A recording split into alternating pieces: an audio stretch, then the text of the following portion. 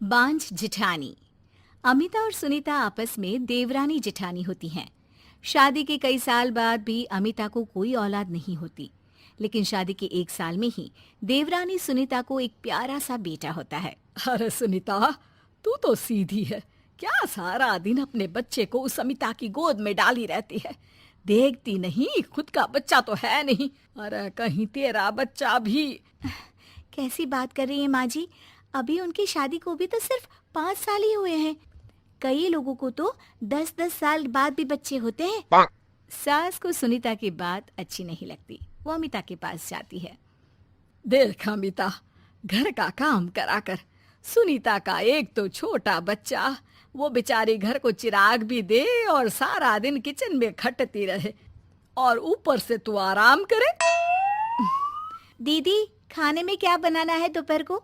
मैं किचन में जा रही हूँ। अरे नहीं नहीं, मैं हूँ ना, मैं खाना बना लूंगी। अरे खाना आप बनाएंगी तो मुन्ने को कौन पकड़ेगा? अरे तू पकड़ेगी, मैं पकड़ूंगी। भाई माँ ही तो मुन्ने को पकड़ती है। तू काम करे और ये मुन्ने के नाम पर आराम। अरे नहीं नहीं माँ जी, मैं माँ हूँ माना, लेकिन अमिता दीदी का प्यार भी कम नहीं है। सारा दिन भी नहीं खिलाएंगी तो रात को नींद नहीं आएंगी इन्हें। अरे तो दूसरे की औलाद तो दूसरे की होती है ना। ला अमिता, मुन्ने को मुझे दे दे।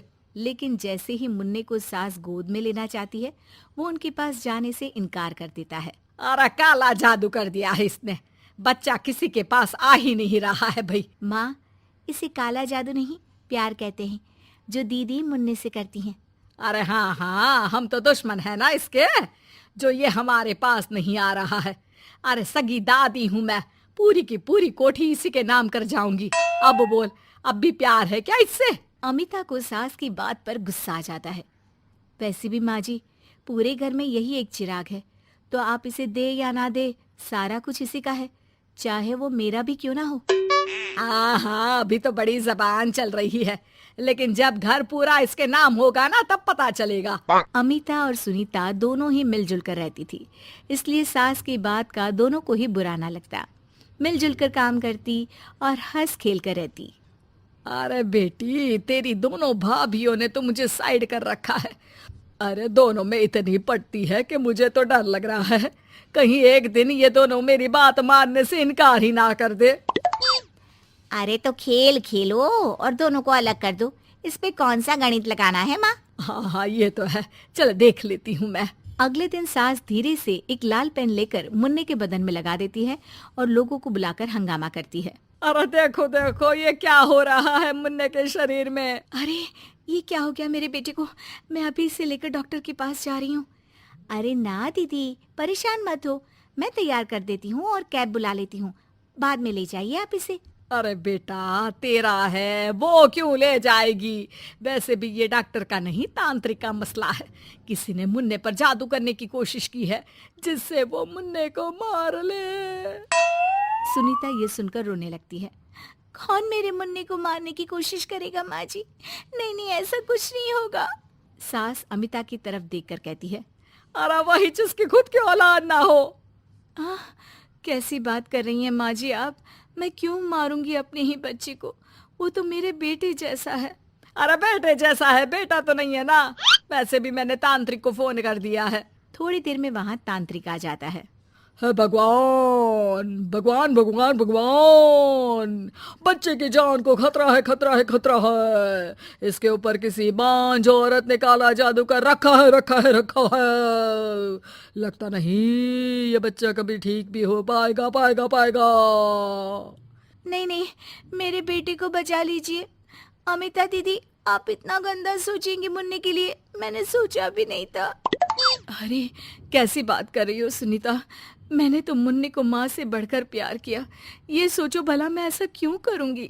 लेकिन बेटे के प्यार में पागल सुनीता सास की जाल में फंस जाती है।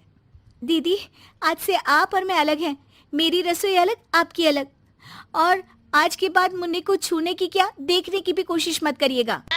अमिता सुनीता को समझाने की कोशिश करती है, पर कुछ नहीं होता। अगले रोज। ला सुनीता, मैं मुन्ने को नहला कर तैयार कर देती हूँ। नहीं नहीं माँ जी, मैं नहला देती हूँ। लेकिन जैसे ही वो मुन्ने को नहलाने लगी, पेन के निशान एक एक करके निकल गए।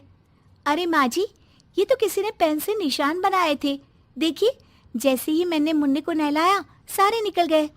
अब अरे नहीं नहीं बहू, ये तो बाबा का कमाल है कि बच्चे के ऊपर से ये साया धुल गया। लेकिन ये क्या माँ जी, मुन्ना तो रोया ही जा रहा है, न खा रहा है न दूध पी रहा है, बस चाची चाची कर रहा है। अरे इतनी जल्दी उसका भूत नहीं उतरेगा इसके सर से, मार मार कर खिला। जी माँ जी। लेकिन सुनीता का बेटा, जिसे अमिता से बेहद प्यार था, वो उसके पास जाने की जिद में ना खा रहा था ना पी रहा था। उसकी हालत बिगड़ती ही जा रही थी। हार कर एक दिन, माँ दीदी दिखाई नहीं दे रही है, क्या वो मायके चली गई है क्या? अरे क्या पता कहाँ गई, रुक बड़कू से पूछती हूँ। ए अमिता कहाँ है? माँ जल्दी पता करिए ना, दीदी कहाँ है? मुन्ने की हालत दीदी के लिए खराब होती जा रही है। सुनीता मुन्ने को लेकर नीचे अमिता के पास जाती है। अमिता बिस्तर पर पड़ी होती है। वो कमजोर सी दिखती है। बड़ी आराम से सो रही हैं आप, यहाँ मुन्ने की तबीयत खराब हो रही है। वो जैसे ही अमिता को छूती है, अरे दीदी ये क्या हो गया? आपकी तबीयत तो काफी खराब है। मुन्ने के बिना मैं नहीं रह सकती सुनीता, मैं उसके बिना नहीं रह सकती। मैं कसम खा कर कहती हूँ, मैंने मुन्ने को मारने की ऐसी कोई कोशिश नहीं की। मैं तो खुद मुन्ने के बिना मर जाऊंगी। मुन्ना आप ही का तो है दीदी, मुझे माफ कर दीजिए। ये पकड़िए अपना बेटा,